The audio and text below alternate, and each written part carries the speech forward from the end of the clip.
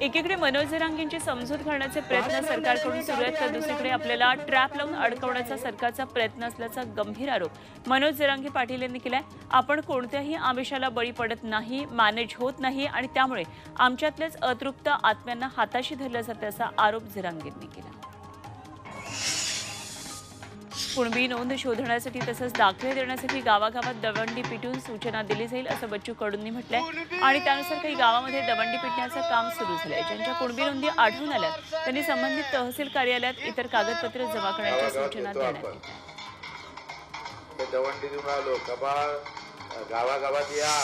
दिल्लीवर दाट धुक्याची चादर पसरली आहे। धुक्यामुळे दृश्यमानता शून्यावर गेली आहे, त्यामुळे अनेक विमान उड्डाणं आता उशिरानं होतात, तर काही विमान उड्डाणं रद्द करण्यात आली आहेत। आंतरराष्ट्रीय विमान उड्डाणांना याचा फटका बसलाय, त्यामुळे प्रवाशांची मोठी गैरसोय होते। काही विमानांचे मार्गही बदलण्यात आले आहेत। अमृत नोनी आर्थो प्लस ये एक प्रूवन फॉर्मूला है। इसमें मौजूद नोनी फल के गुण और आयुर्वेदिक जड़ी बूटियां शरीर को जरूरी पोषक तत्व देने के साथ साथ हड्डियों और जोड़ों के घिसने, उनमें होने वाले सूजन और दर्द को रोकने में मदद करता है। दर्द मुक्त जीवन के लिए अमृत नोनी आर्थो प्लस।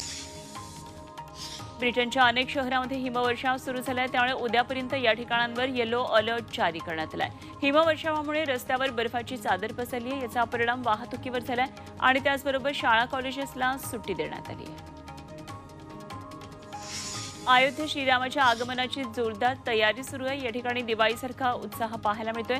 शरयू घाट 1,25,000 दिव्यांनी उजळून निघालाय। दरम्यान या रामनगरीशिवाय संपूर्ण देश रामाच्या भक्तीत तल्लीन झालेला दिसून येतोय।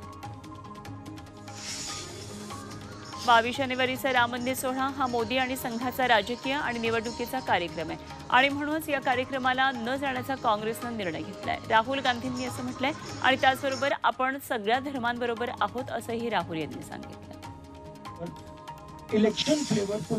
राम मंदिराचा भाजप आणि राष्ट्रीय स्वयंसेवक संघ मतांसाठी फायदा करून घेत असल्याचा आरोप शरद पवारांनी केला। राम मंदिर प्राण प्रतिष्ठा सोहळ्याआधी मोदी 10 दिवसांचा उपवास करतात। उपवास मोदींनी देशातल्या लोकांची उपासमार घालवण्यासाठी करावा असं आवाहन पवारांनी केलं। रामाची श्रद्धा